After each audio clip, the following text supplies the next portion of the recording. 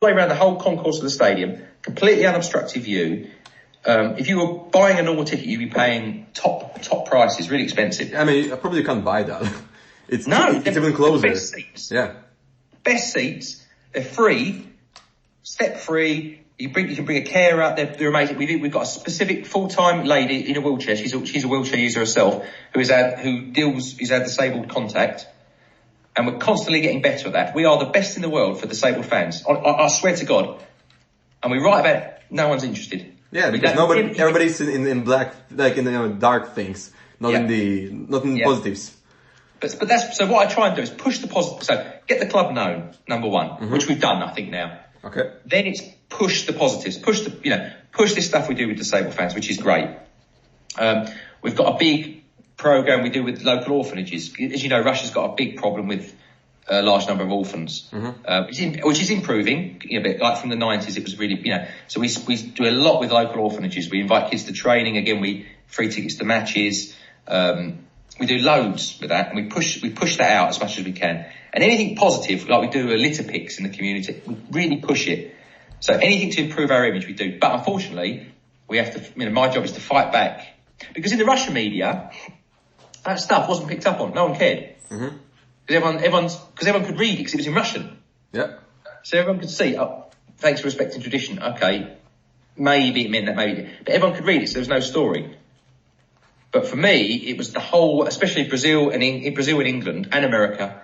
Because you're working for overseas market, and then they can actually. Yeah.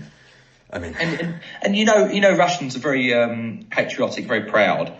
So any criticism of Russia from abroad, they really fucks them off. Yeah. And then Russians don't watch what they say at all. Like if something like this, fight back. They got no chill, and they were like, "Mark, do so." I was saying to people, "No, look, let's wait a minute. Let's think. Let's not rush in." Rush in. It's not rushing. Russians don't rush in. So to go back to the very beginning to answer your question, it's one, get the club out there, get the club known. Yeah. Because until a season and a half ago, you couldn't even watch Russian football outside of Russia.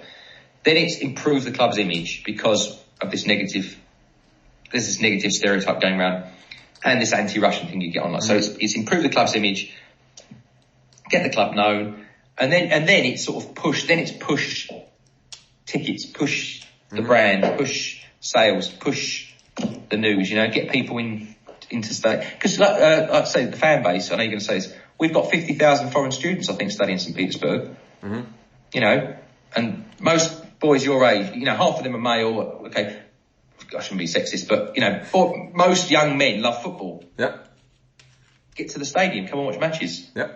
And then also somebody who works, he will bring a few friends with him because he's working there, and maybe they can get a discount or a free ticket, and then after that they're gonna actually come and pay for it.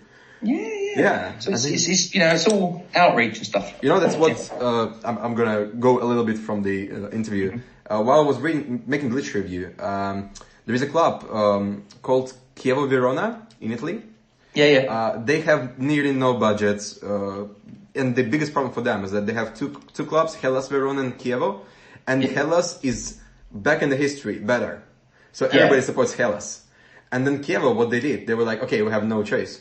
So what they did, they went to the journalists, like universities, which brought journalists in Verona, and they were like, look, we're gonna give you the matches, we're gonna give you everything, you just need to write for us on our website.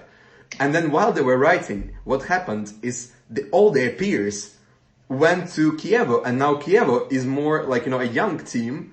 And Chievo are up there now, aren't they? Yeah, and Hellas is like for the older generation.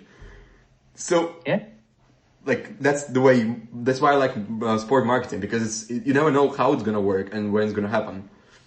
And you're right, Tim, and there's a huge difference between the generations. Like, football for us old men, it's free on TV. You could go to the matches for free. For you guys, it's not free. You got, and if you're not from a wealthy family and you don't pay for, let's say in England, you don't pay for Sky Sports, and you can't afford to, it's very difficult to access. And so I'd say for the majority of sort of teenagers, like playing FIFA on the PlayStation that's why FIFA right now is bigger, Yeah, and Zenit, we're not in it because the Russian Premier League are in this pass. Fuck me, the problems that, for me, who cares? We're not in FIFA, I don't care. Who cares?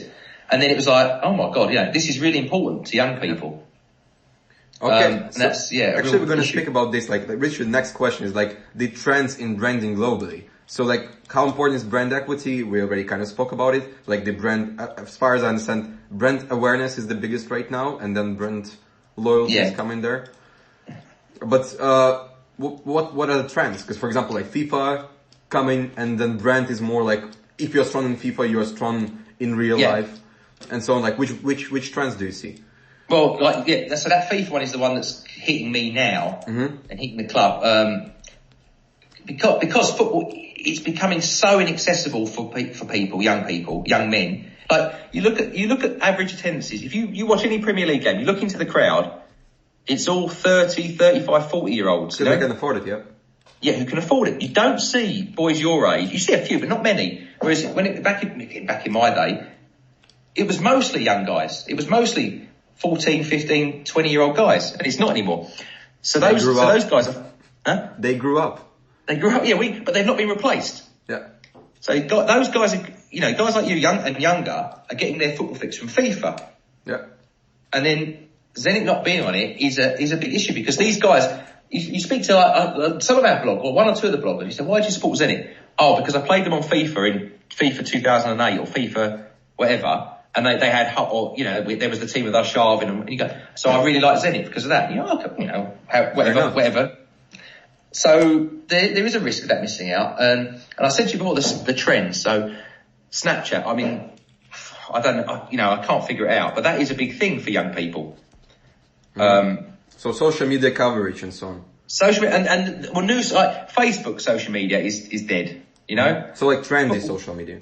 Yeah, football. You got to keep up with it. Football stuff on Facebook, no one reads it, no one cares. Yeah, but because Instagram, it's not fresh. Snapchat, thing, Twitter. Snapchat, Twitter still, football Twitter, but Snapchat, TikTok is the new one that seems to be growing, going like this. So you want to get in on the ground floor. You want to be one of the first clubs on there, because there might be young people. Why do you support Zenit? Oh, well, I was really big on TikTok and I followed Russian and Zenit with a bit, so I like Zenit. I'll tell you, trends, you're talking. Again, one of the more difficult things I have to deal with is the Chinese market. We're always being, the whole world's being told China, China's the future, China's where the money is, China this, China that.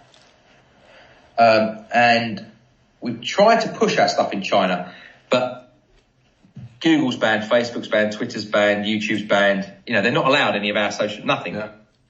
There's nothing that I write. And all that stuff. Yeah. Nothing that me and you can read, they can read, nothing. Yeah. So we had to hire a Chinese national. So what we did, again, I found a student. There's lots of Chinese students in St. Petersburg, loads. So we found one of them to write stuff for us, and they do Weibo and WeChat, and the numbers are phenomenal. Like a post that the English site will get 20,000 reads on, and the Russian site will get 300,000 reads on. The Chinese site is getting more than the Russians, and you fucking hell, Yeah, because they have more people, and then they can buy T-shirts, and it's gonna pay back everything. Yeah, well, that's the plan. But the problem is the Chinese, their football knowledge is zero. You can say to them, name 5 football players, and they go to Messi, Ronaldo, and that's it. And you can say, name 4 English clubs, and they can't. They know nothing about football. Their football knowledge is zero. So it's the ambition for Zenit to get known in China is difficult. But then we had Hulk go to China. Yeah, and then it's Zenit player, and then And mate, after that, Hulk moves to China, best player, by far the best player they've ever had in China.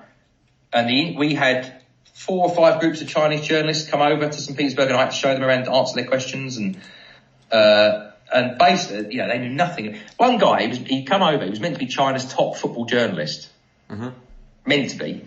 So I show him around the office, and I take him to the trophy room, and I point to the UEFA Cup. So that's our UEFA Cup. What's that? So that's the UEFA Cup. What's the UEFA Cup? You don't know what UEFA Cup is. And this is like a top football. So China is, everyone says it's a trend. In my opinion, it can only be dealt with by a Chinese national, because their mentality and is so different. Exactly. Completely different. Anything I write, first of all, they can't even read it.